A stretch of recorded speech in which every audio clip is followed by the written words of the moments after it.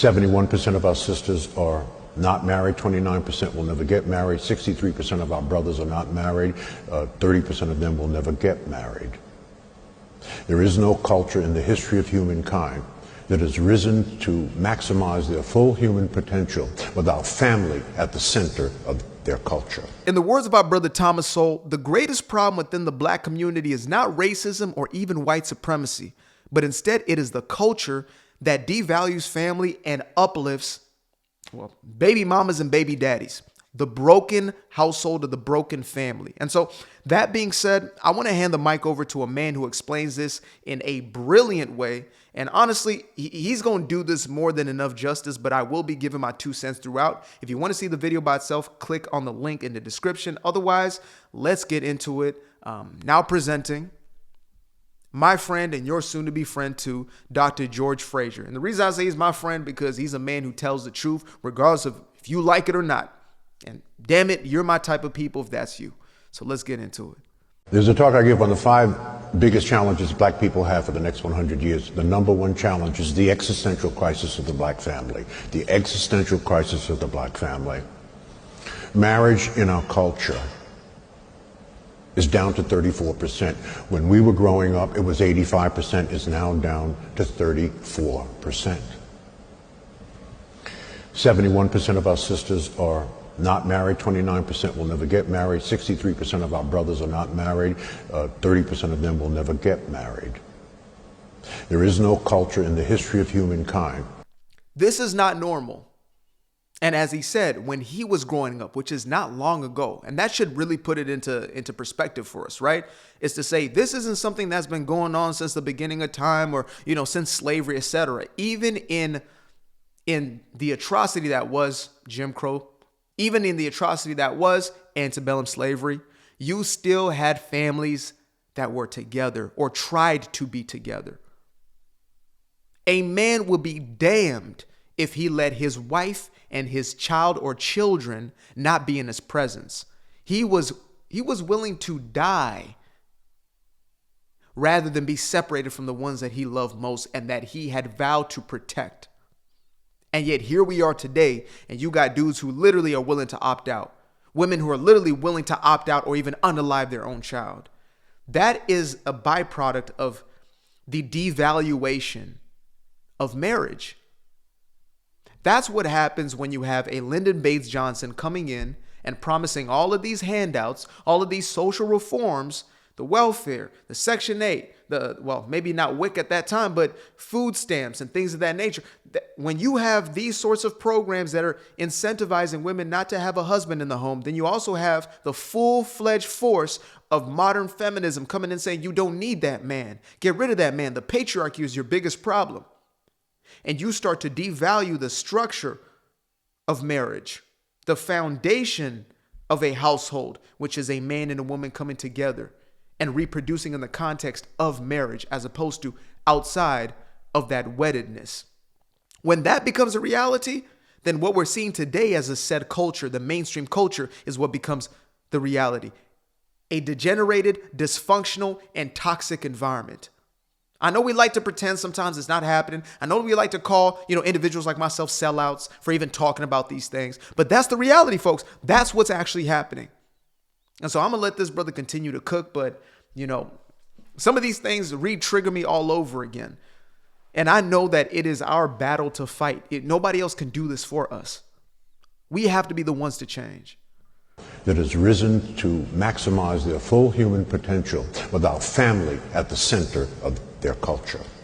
This only exists. This is an interesting but negative statistic. This phenomenon of the existential crisis of our family only exists among African American black people. It does not exist on the continent or anywhere else in the diaspora. So there must be something in the water. We must fix this. It is a lot easier said than done because it is impacting our wealth. Quick statistics. And again, for those who try to debunk this point by saying it was slavery that did it, as disgusting, as vile as that system of slavery was, and still is, even past slavery into Jim Crow, The Democrats just couldn't get their hands off. Just couldn't get their hands off folk. First, they had to push slavery. Then they had to push Jim Crow. And then they tried to filibuster the Civil Rights Act. I get it. But even in the context of Jim Crow, you still had the family unit. You had the family together. There was a prioritization of the family. So when it comes to this very point, this has become the norm. It's become the culture. It's become accepted. And it is normalized to the point where if you have a stance in opposition, you are now seen as the opposition. You're seen as the enemy. How dare you speak on these things? Instead of trying to bring correction, you must be silent, or you must even promote and endorse. You must celebrate the single motherhood, as opposed to saying, this is heartbreaking. The fact that a woman is raising a child or children alone, when we were created to raise children together. And again, I understand things happen, divorces happen, etc. That's why I usually separate a just single mother from a baby mama, right? I made an entire video just separating and distinguishing the two. Though the words can be fluid and fluctuating, I want to create a separation of a mentality of somebody who might have been married, try to do their best, wanted to raise a child in that context, and one who says, I don't need that, whatever, it's fleeting, it's fickle, the relationship part, I just have the baby. Some women are now saying, I don't even want a man, I just want a baby. Like a baby is a damn accessory. Not understanding how difficult it is for one individual, whether it's a father or mother alone, to raise that child. And the child would forever have a deficit that they're then going to have to work through in a certain point in life. And those are the ones who get out of it fortunate. The ones who are able to work through those traumas and to not perpetuate those very same traumas. However, we have allowed for those traumas to perpetuate because we silence individuals like myself. We silence individuals who want to tell the damn truth. Brothers like this who are pointing out the problem. Notice he didn't bring up slavery, Jim Crow, etc. because he didn't have to. He's addressing the problem itself head on. This is the problem. This is the thing we're not doing. This is the thing we need to work on. Okay, great. Why are we not getting married? Because we don't value it anymore. We see it as a burden. We see it as a problem. Men are being told on one side, you should fear this. She's going to take everything from you. You're going to get screwed. Women are being told you don't need him. He's going to hold you back. He's going to suppress you. He's going to control you. And so when you have this discord happening between us, between men and women, and there has been a concerted effort, there's been an agenda to push this mentality. But I always say no agenda is more powerful than the individual. But we choose whether or not we're going to feed into that fear or not. For 350 years, household median income was dominated by white people. They were number one in this country. They no longer are number one. They're number three. And there's a reason for it. So, who has the highest household median wealth in America? It's East Indians. $104,000 a year. What's the marriage rate in the East Indian culture? 94%. Two are working. Who's number two? Living in a place like the Bay Area, I for sure got to see that. That's real. That's real. Living in a place like the Bay Area, I saw Indian families, Chinese or, Asian families per se, Korean, Japanese, etc. And I actually remember visiting my parents. So I remember being with my folks when I still lived with them in a kind of majoritively white suburb in the Bay Area. And then moving back, and it had become a Indian, Asian community. And it was strange to obviously see the complete shift. But it was incredible to see the family focus. Like, it was always a mother and a father walking their kids. It was always a mother walking with the kids. It was always a father walking with the kids or playing with the kids or whatever. There was always a fixation and a focus on the family. People were having children. And I know we like to blame the economy, but people aren't having children because the economy. Well, statistics say something very different. Statistics say that those who end up having children in the context of marriage disproportionately do better in almost every single measure, not just lifespan and things of that nature, but also financially, where we're told, oh, the child costs too much, etc. The child is going to cost you a whole lot when you are creating broken households. The child's going to cost a whole lot when you are by yourself and she's by yourself. when you are paying a child support check, and she's doing whatever she's doing on her side. When you come together and you are intentional about your relationships, it's a game changer. And I know there's people who have already, you've already made the decision. You've laid up, you've not had the child, and you are now on the other side saying, now what? And the now what is do better now. Do better from the place that you are. Don't continue to perpetuate the very same issue. Don't continue to relive the very same trauma. Deal with it. Face forward. Admit that I made decisions that landed me in a place where I now am. It's not the white man's fault. It's not the black man's fault. It is my own fault. It is my own doing. And therefore, I'm the only one who can change the situation. Chinese Asians. Household median income $110,000 a year. Marriage rate close to 70%. Number 3 are white people. Household median income $88,000 a year. What's the marriage rate? Almost 50%. Down significantly. Number 4 are Hispanics. Household median income $61,000 a year. Marriage rate close to 70%. We are at the bottom.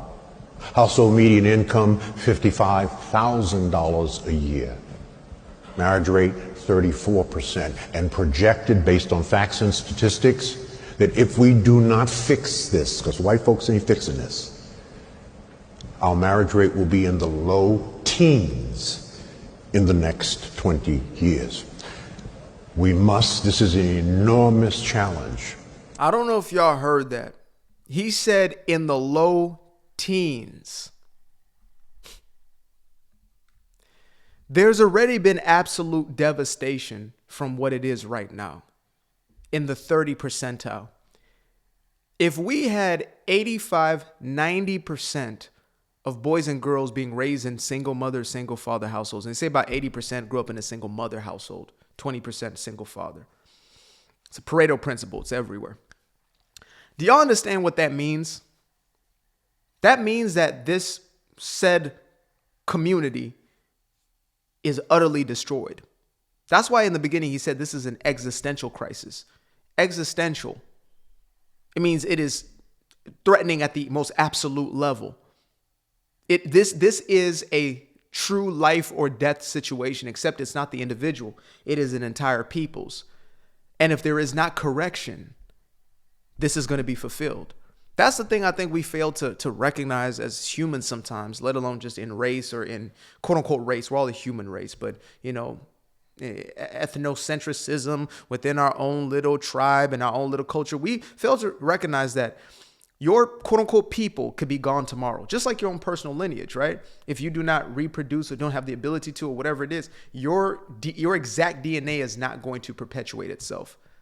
And that can happen at a scale level, where your people, there are peoples who existed at one time who no longer exist. They were wiped out, eradicated, whatever may have happened, right? Whether it was war and attacks upon them, whether it was disease and things of that nature, but something led to the end of that exact type, phenotype, or whatever it may have been of individual. So if we're not correcting, if we're not diagnosing the actual problem and being honest about it, then forget about the whole thing. That's why I'm so adamant. People think, oh, you're a sellout. You don't give a damn. You just talk about this to pander the white man. No, if I didn't give a damn, I would stay silent. I would just go ahead and just, talk about other stuff, just joke all day long, just be goofy and silly. But instead, there's something on my heart to speak to people at this moment in time. God has placed in my heart to tell the damn truth, whether anybody likes it or not, whether they shoot arrows in my back or not. No weapon formed against me will ever prosper, period. But I have this to say. If the problem is not fixed within and we continue to make excuses about it, it's over. It's over. There will be no culture to speak. It's over. And that goes for white folks too on the other side.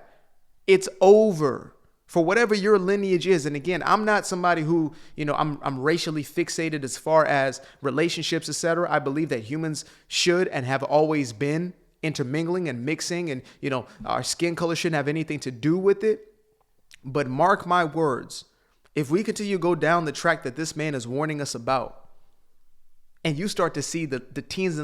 He says this is unprecedented. It has never happened in human history at this level of uncoupledness, this level of broken homes, even before they have the construct of paperwork of marriage. Because some people try to refute it saying, well, marriage, what does that really mean? Okay, it means the full commitment, the full and absolute absolution of the full and absolute responsibility over that family. That's what that means. You have made a promise, you are keeping that promise. And now the promise essentially becomes so fickle. I don't feel happy. I'm not satisfied. Oh, you've had 1 or 2 bad months, whatever it may be. And now you want to skip town so easily. Guess what that's leading to? It's leading to broken homes. And those broken homes lead to a broken community that leads to a broken society. And then we get the results we've now been getting. If we want to thrive and we want to prosper, we have to do it the right way. It's as simple as that. I appreciate you guys for tuning in. Now, if you'd like to stay around, make sure to click that little subscribe button down there, or you can show some love by going to the description below and clicking on the button titled Buy Me a Coffee. Leave a little something there, or click on the Cash App. Leave a little something here. Till the next time, peace. I fell in love with the sunshine. I fell in love with the light. I fell in love with the full moon. I fell in love with the night. I can see the light again. I can see the light. You can see the life in him illuminate the night. I know the time is taking. A 3-6-5, that's a full rotation. I see you looking up, you know them constellations. Constantly gazing like council praises, you get to praising.